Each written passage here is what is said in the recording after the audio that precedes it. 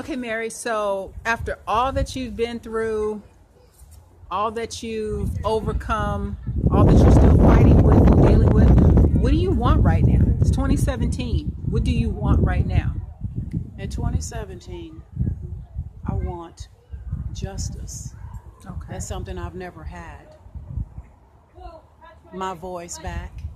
I don't want to be perceived as someone that's cruel and evil and vindictive and bitter, because that's not who I am. I want people to know the entire story, not just bits and pieces that were bought and paid for. A little window. I'm going to show them this little window because that's what's been paid for. I want what I worked 16 years to have. You know, that's my retirement. You know, that's benefits from our company that I deserved, I earned, I worked for. I didn't jump on the back of Steve's life when the cart started rolling. I was there help pushing that cart. And sometimes when the wheels came off that cart, I put the wheels back on the cart. That's what I did. I earned everything that was taken from me, and everything that was taken from me by Steve and Marjorie, forging my name and signing off on things even before she even had the legal right to be called Harvey. I want everything back that the two of them conspired. Ricky Anderson, Bobby Edmonds, everybody involved in this. I want to be able to have my day that I never got. They all sat and conspired to ruin me, to ruin my reputation, to ruin me financially, and pretty much leave me by the side of the road. If it was such a thing as someone being left to die legally, I would have been dead. If it were up to them, that would have been the end of me. And I went to jail for not doing anything. So how is it that people can break the law and do what they want to do and manipulate the law and nothing happens because they're of an elite, quote unquote, class? How is that? So I want back what I worked for. I deserve what I worked for. And I want my share. He can do what he wants with his share.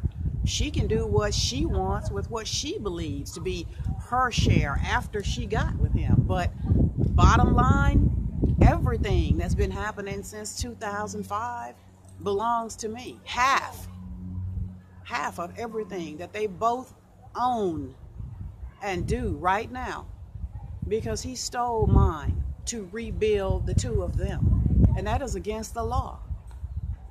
And I want them both held accountable for it. I want them held accountable for it. And I would prefer, but you know what? I wouldn't even wish upon them what they did to me. Wow. It can be settled. We can talk about it. But I want back what was taken from me. That's what I want. I like I like what you said. You want what you earned. I want what I earned. Not a handout from him. You want what this is you not about I earned want Steve's during the money. 16 I want years. my money. I want mine back. I want what I earned and I worked for. He got to take his and he got to take mine. And that is against the law. That is not what's supposed to be happening here. It's not what's supposed to be happening. And I'm not going to stop talking about it until I get returned to me what belongs to me. Because I worked and I earned the right to live how I set in motion for myself to live. Because when we both met, we both had nothing. And we both sat down and said, you know, we want to live pretty cool. We never saw that, though. We never saw it to that extent. But what makes it even worse is that they did that and just kind of steamrolled over me without, after all these years, not a, you know, we shouldn't have done it, or that was mean. It's like they just go on in their day to day, like nothing has ever happened. Like what they did to me was nothing. You're nothing, or like you had that coming. Who gives them the right to decide that they're going to derail me. Who gives them that right? No one has that right. And I know God didn't tell them that it was okay. It's okay for you to do this to Mary. You didn't get that from God. So if you didn't get it from God, who gave you the right? Either of them. And until that is dealt with,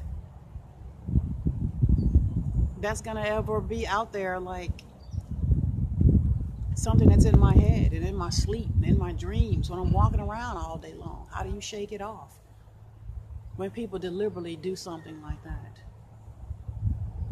I can't fathom that because I couldn't do it. I could not continue to get up and go to bed and go to work, and you're just out shopping and vacationing when you've ruined somebody. Who does that?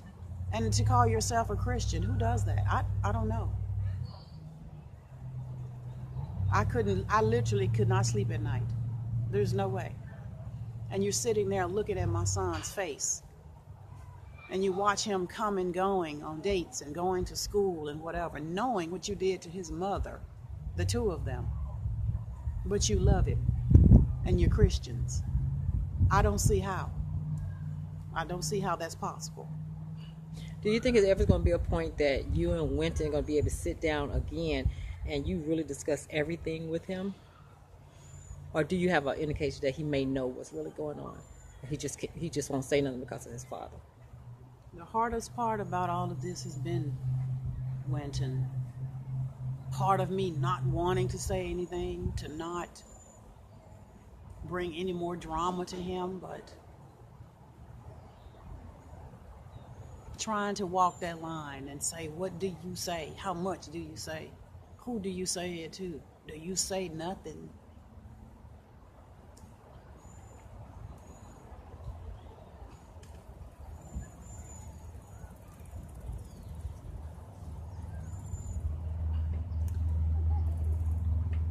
That seemed like a touchy. Every time we mention Winton, that's really touchy. Because that's the tragedy in all of it. This was so not necessary for him to be in this like this.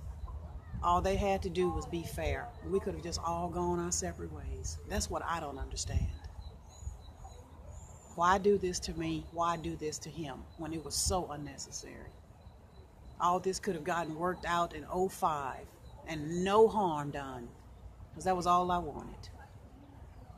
But I can't stay silent. I won't stay silent anymore. I won't, because it's like giving them a pass on what they did to me.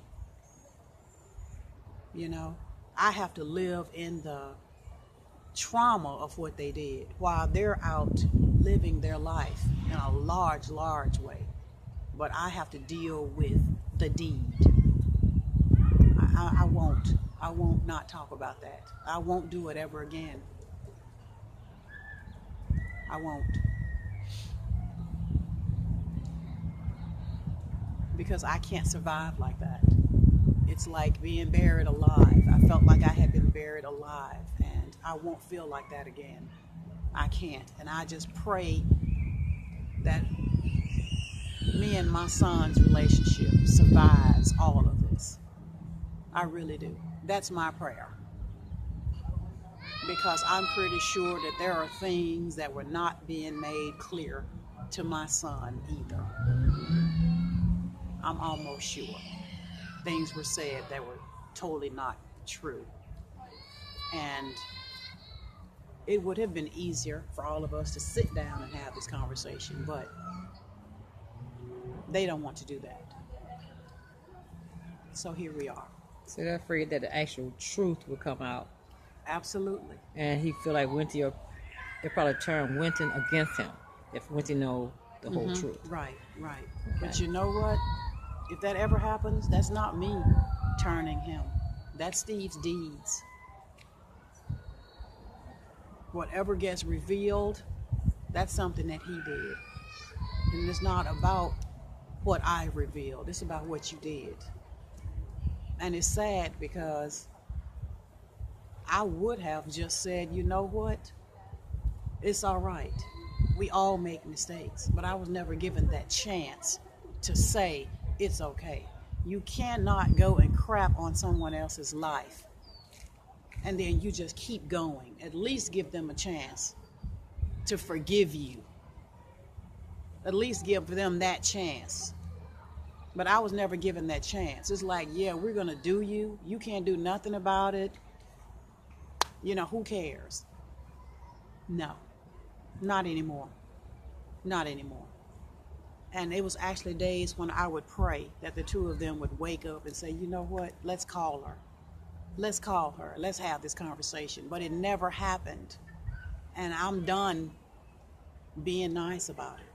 And I'm they have your current contact information. So if they were to want to reach you, they could. They have a way to reach out to you. That's up to them even now. It's up to them even now. But like I said, I'm willing to sit down because my truth is my truth. I don't care who knows it or who hears it. So who really has something to hide here? I'm here. I'm approachable. Anytime. I always have been. But like I said, for so many years I was really trying to gauge how this is going to affect me and my relationship with my son. And for years and years and years, I didn't say anything. But it's at that point, I can no longer do that. Right. I can't do it. Because in that, it gives everybody the pass. It gives Bobby Edmonds a pass. It gives Ricky Anderson a pass. It gives Ricky Smiley a pass for lying.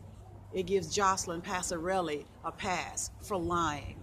It gives the judges a pass for being starstruck and not listening to the whole story.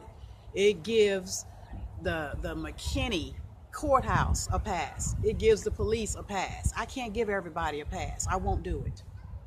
Because my life is just as important as their lives, with their children and their husbands and their wives and their functions and their careers and their pensions or whatever else they've gone on to enjoy. Right. And I'm not going to give them a pass anymore. Now, if someone wants to come and talk to me, they can come and talk to me. But I won't be disrespected anymore. I won't.